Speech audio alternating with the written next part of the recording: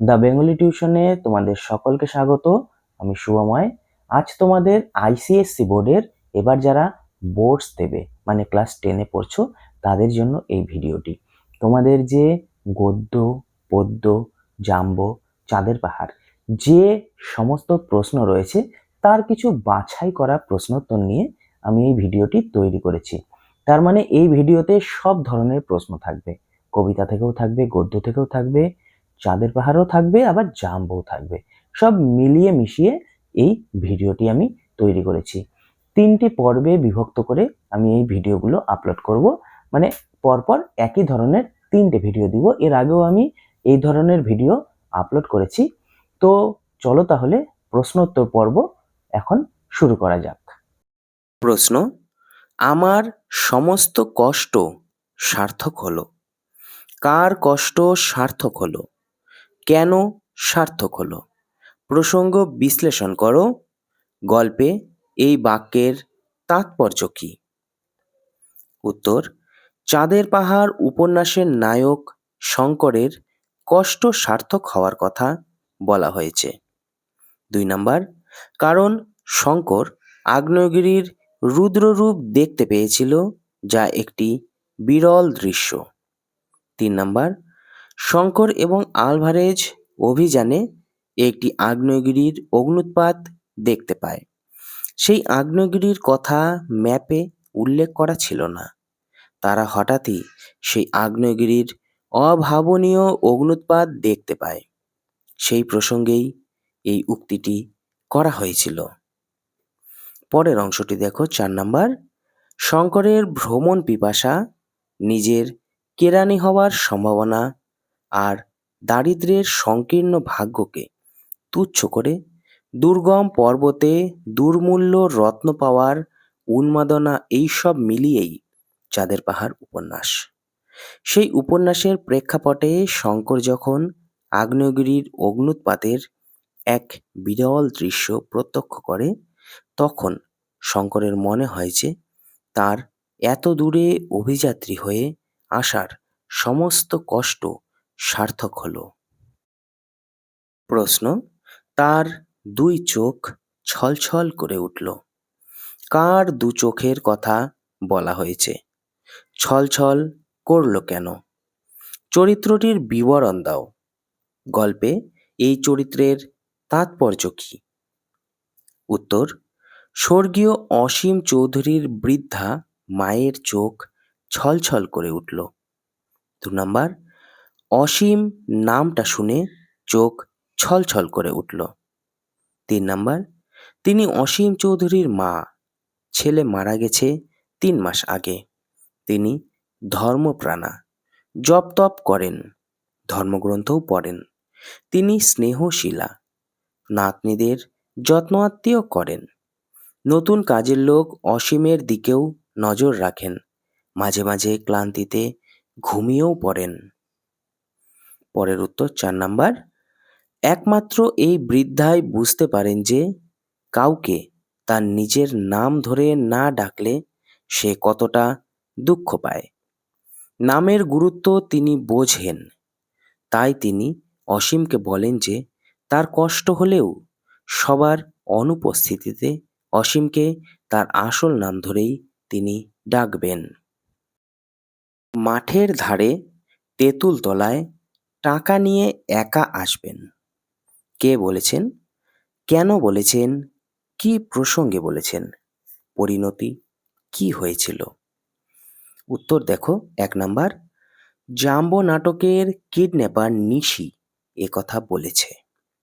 2 number, জাম্বোকে তারা kidnap করে রেখেছে, আনন্দবাবু টাকা দিলে তবেই নিজের ছেলেকে পাবেন। এই কথা বোঝানোর জন্য উক্তিটি করা হয়েছে।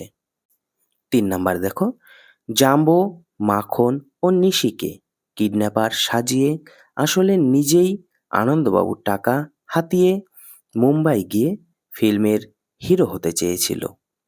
নিশি আর মাখন ভেবেছিল টাকাটা পেলে তারা একটা ব্যবসা শুরু করবে, তাই নিশি কথা বলেছিল।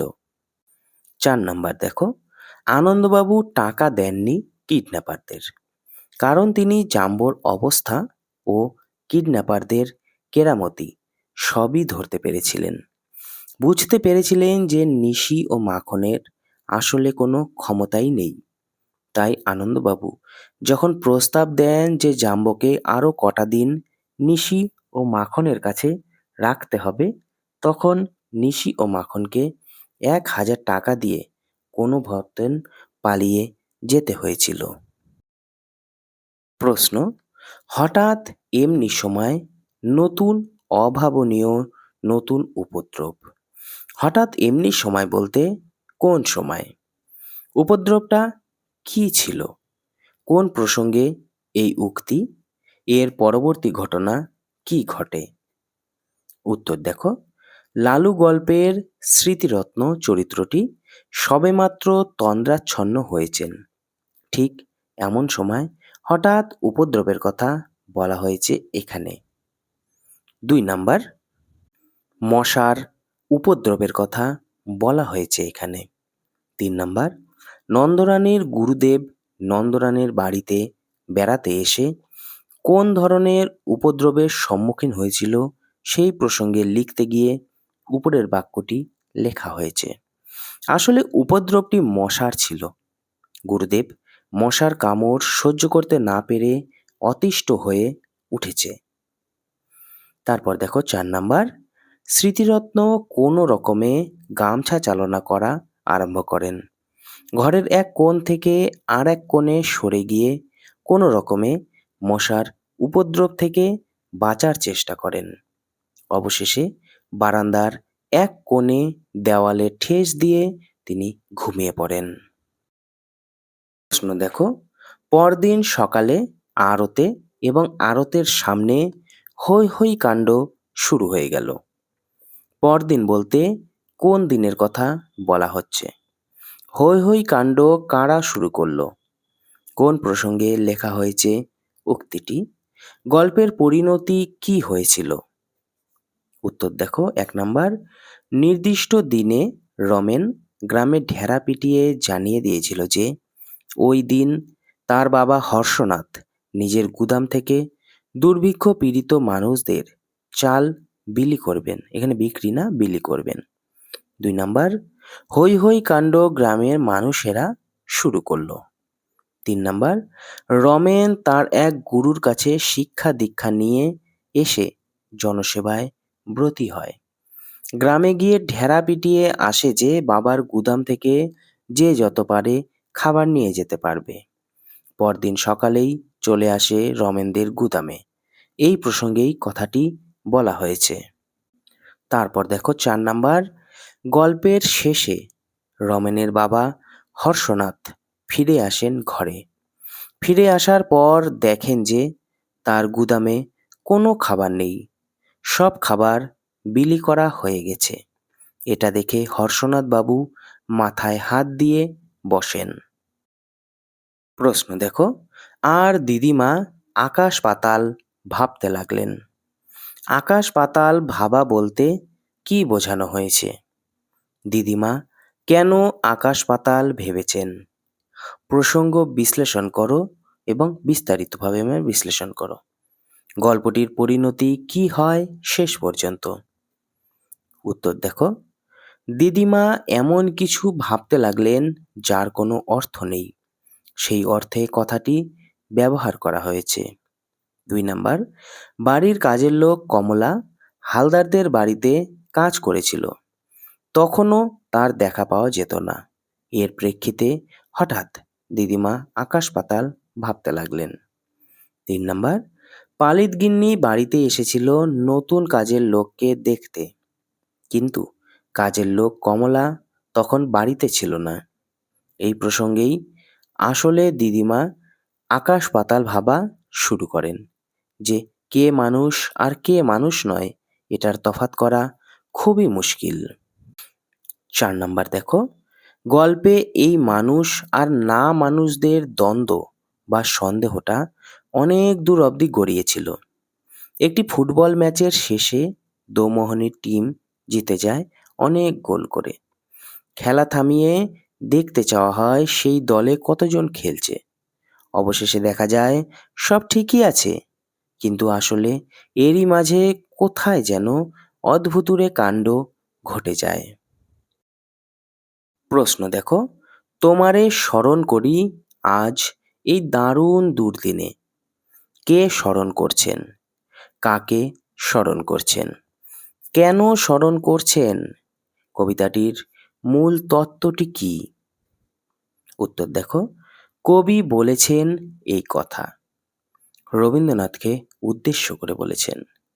৩ নাম্বার, চারপাশে যুদ্ধ বিধ্বস্ত পৃথিবী, মানুষ মানুষের শত্রু, সাম্রাজ্যবাদ খেয়ে ফেলেছে মানুষের সমস্ত মূল্যবোধকে।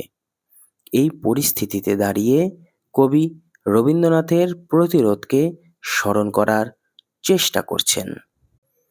৪ নাম্বার দেখো, কবিতার সারমর্ম আসলে সাম্রাজ্যবাদের প্রতি প্রতিরোধ এবং সেই প্রতিরোধের জন্য কবি রবীন্দ্রনাথের মানবতাবাদ, মানবতাবাদের প্রতি বিশ্বাস, সেই প্রতিরোধী মনোবৃত্তি, এগুলোকেই তিনি স্মরণ করেছেন।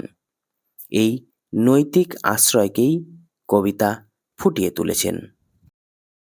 থাকতো, আপদ বিদায়ের সময় তো হয়ে গেছে। কে বলেছে? কার বিষয়ে বলেছে?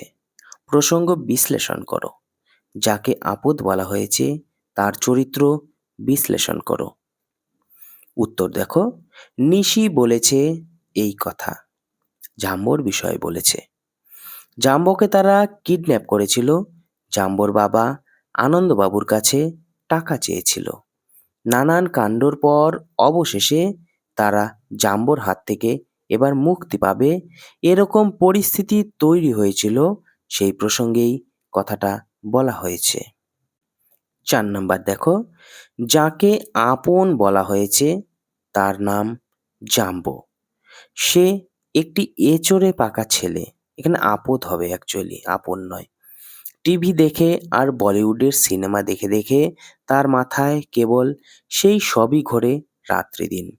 সে কল্পনা করে যে বোম্বে গিয়ে সে নায়ক হবে এবং তার জন্য সে নিজেকে কিডন্যাপ করিয়ে নিজেরই বাবার কাছে টাকা চায়। এরকম একজন বদমাশ ও মিডিয়া ভাইরাসে আক্রান্ত রোগীকেই আপদ বলা হয়েছে এখানে।